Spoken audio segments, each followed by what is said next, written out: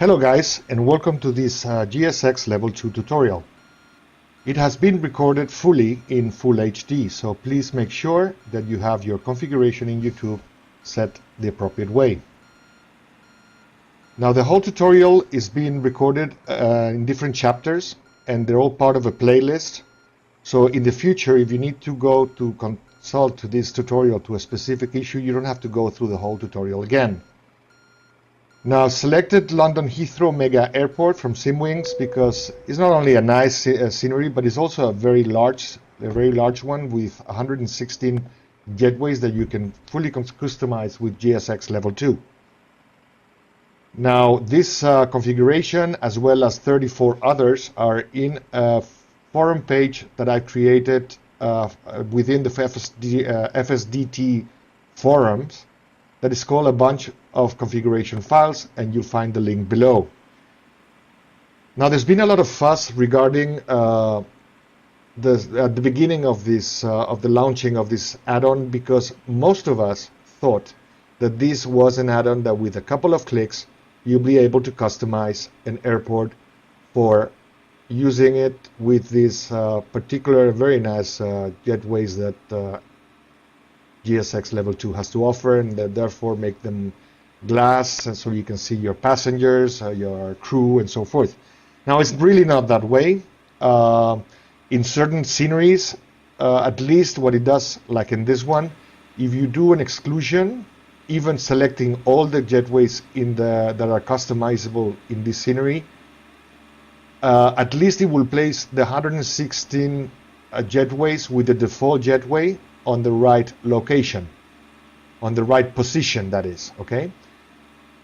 In others, it will just place the jetway here or there, and then you have to move it, customize it. But in this scenery, knowing how to move around, it took me approximately 10 hours to do the fine-tuning and the testing the possible errors. So I do agree with certain people that there's two things that we were missing on the release of this product. First is a decent tutorial to show us how to do it, and not to have to go through the whole manual, in which you won't find the answers to all of your questions. Like, for example, certain errors are not explained there, like why is not a jetway capable of attending this position, why is my plane too big, and so forth. And I hope this video addressed that issue. If not, well, I did my best. And the second one is being such a labor-intensive add-on, and I'm not complaining, I do really love the product, but being such a time-consuming add-on to configure it fully an airport, and some people don't like those things. I don't mind. I think it's kind of fun to do. Some people like puzzles. Okay, I like this. And it's a pity not to have a system or a place on the forum that is easily accessible by other GSX level users who hate to configure it, and that they can find configurations by other users, probably also by a ranking, or giving them rankings so you can detect which ones are the best ones, because a few people are sharing GSX level 2 configurations that have not even been tested. So you might go in there, you put it in your scenery, and the jetways don't even work. Now, in my folder, in the link below, you'll find 35 configurations of different airports. Only few of them have the word full ahead of it. If it has full, like is the case of Heathrow here and the two other sceneries that I used for this tutorial, that means they've been fully tested, okay? Everything is on its place, everything is working, everything is fine. Now the other 30-some sceneries that I'm still working on, they will be finished by the next 2 to 3 weeks. And that's the only two things I have to probably complain about this software. I do agree with them that the release of the version 1, it's not been that bad. I think it's been pretty good, and I see that they've already come up with a few updates. And the Colt update, that's the other application they have that takes care of updating the jetways, the liveries, and so forth. They're doing things on a constant basis. I mean, FSDreamteam has a I think, a pretty good reputation in keeping up with the maintenance of their products. Now, also, it is not the whole fault of some of the complaints I've been seeing on the forum regarding that, like, for example, this particular gate, it's a heavy gate, and you'll only see that one of them is from GSX level 2. The other ones, they cannot be excluded. They're substituted by one of the GSX level 2 jetways, because these jetways, the white ones you see here, they're part of the architecture of the terminal. That means they are not independent objects, and the artificial intelligence that GSX level 2 uses to do the job cannot detect that there's a jetway here. Now, I'm sure, as is the case of the new sceneries that are coming out, that is not the case. They usually are treated as independent objects, as they should. You know, I think since we have this new add-on, then they will probably pay more attention to this. I hope, at least. There are chapters on this tutorial that keep on they're being added as to address I think what are the most relevant topics on GSX level 2. There's one chapter that explains you how in a few clicks you can do the exclusions and substituting of the whole airport instead of going one by one. Then there's a chapter on how to fine-tune a scenery.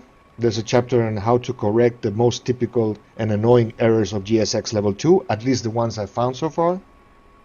There's a couple of them I could not see how to fix, but then at the end I managed to edit certain files with a text editor and got away with it. And I'm sure those ones will be addressed at one point or another on future updates.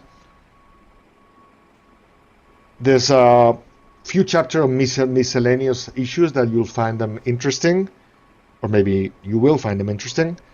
There's a chapter on sharing, how to share files and how to receive files from, example, my forum page, and how to install them on your computer.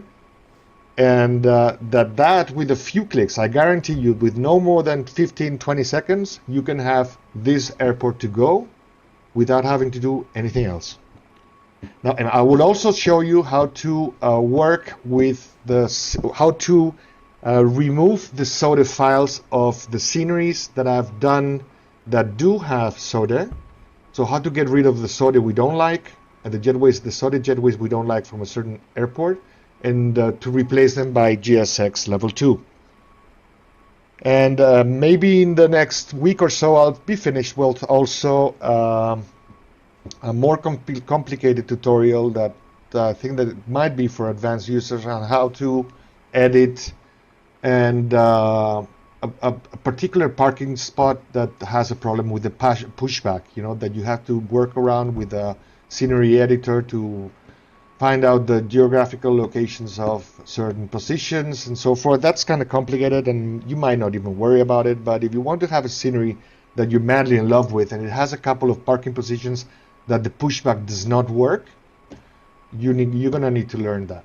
Okay, in my sceneries, the ones that are fully finished, the parking places that I detected that the plane doesn't go all the way to the right, push back to the left, or push back to the right position, I've edited them and correct them, but a few, maybe one or two, might have escaped from me. If you find one or two positions that the pushback doesn't place your plane in the right position, please let me know so I can go to that location, because what I've not done on my fully tested sceneries is do a full pushback on every single one of the gates, because it will probably take me forever.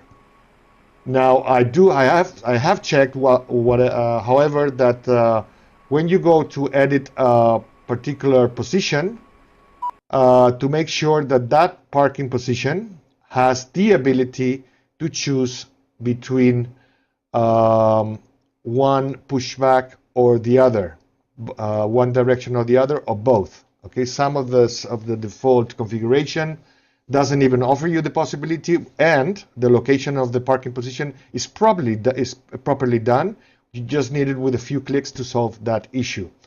So that I do address that on my configuration files, and I think this is pretty much everything else. I hope you enjoyed this tutorial, and I see you in the next chapter. Cheers.